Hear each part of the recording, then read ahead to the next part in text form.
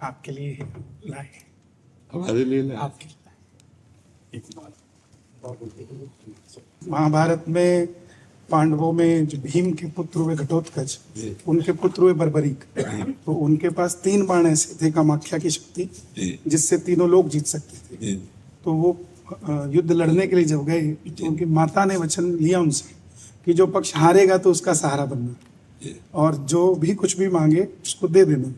तो भगवान कृष्ण ने ब्राह्मण का रूप लेकर उनसे उनका शीश का दान मांगा, क्योंकि उन्होंने कहा कि जो पक्ष हारेगा मैं उसका साथ दूंगा।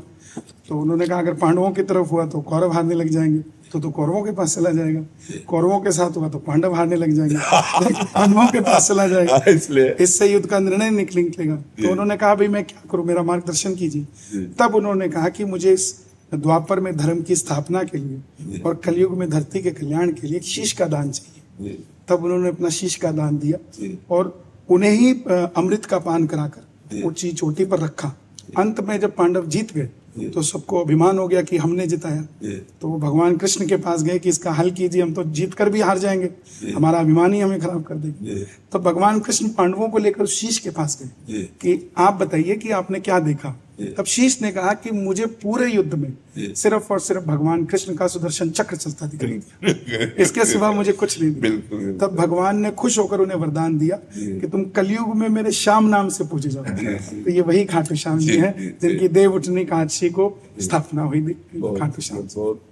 आपका स्वास्थ्य ठीक है महाराज? लोग ऐसी ऐसी वीडियोस डालते हैं, चिंता हो जाती है कि पूछिए मत। हम आपको सही बताएं, आप लोगों का जो आशीष है वही हमें सुरक्षित रखे।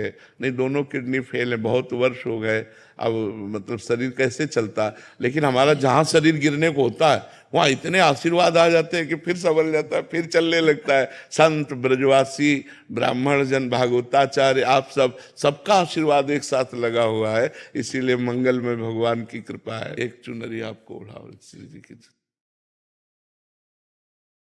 हाँ, बहुत सुंदर, बहुत सुंदर। धन्यवाद, धन्यवाद।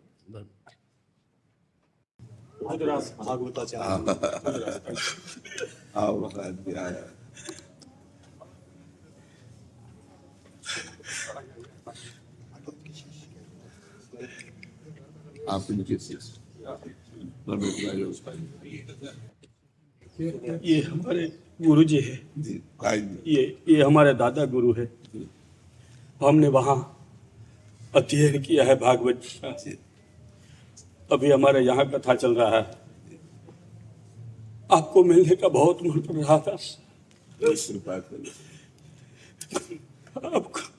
आपका दर्शन हो।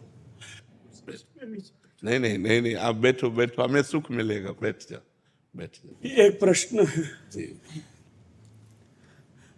भक्ति मार्ग में आगे बढ़ने के लिए क्या कोई उद्यम हमको करना चाहिए या ठाकुर जी हमको कृपा करें? नहीं, हमको उद्यम करना चाहिए। हमारा जो वर्तमान समय है वो भगवत स्मरण में जाए, ऐसा ठाकुर जी ने आदेश किया है। अनन्य चेता सततम यो माम स्मृति नित्य सा तस्याहम सुलभा पार्थ नित्य युक्त योगिना।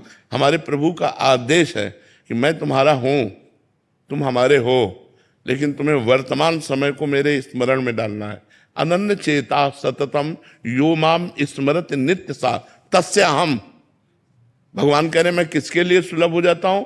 जो मेरा अनन्य चिंतन करता है। बस हमको और कुछ नहीं देखना, ना भूत देखना है, ना भविष्य देखना है। भूत और भविष्य अपने ठाकुर जी के चरणों में समर्पित है। भविष्य में वही होगा जो मंगल में रच रखे हैं, और जो हमारा भूत है वो तो प्रभु के चरणों में चला गया। शुभ अशुभ दोनों भस्म हो जाएंगे। हमको वर्तमान को उनकी स्मृति में व्यतीत करना है।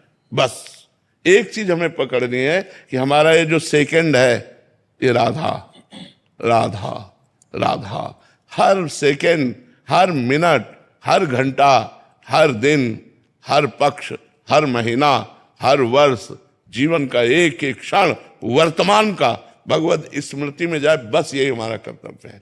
अगर एक स्मृति चलती रही तो यस्य स्मरण मात्रेण जन्म संसार बंधनात् विमुच्यते नमस्तस्मै विष्णुवे प्रभु विष्णुवे। हमें स्मरण पकड़ना, बस हमारा कर्तव्य है स्मरण, और सारी जिम्मेवारी ठाकुर जी की। हमारे संभालना, हमारे साधन को संभालना, ये सब सारा का योगक्षेमम भाव में हम स्वयं भगवान कह रहे ना। तो हमारा केवल एक कर्तव्य है, हम सब तरफ से बेपरवाह है, लेकिन एक तरफ से हम चिंतित हैं कि हमारा भगवत स्मरण ना छूटे, हमारा भगवत स्मरण निरंतर चलता रहे।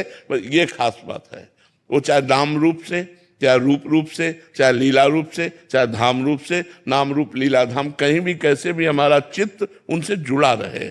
चित्त जुड़ा है तो चित्त चोर मिल जाएंगे।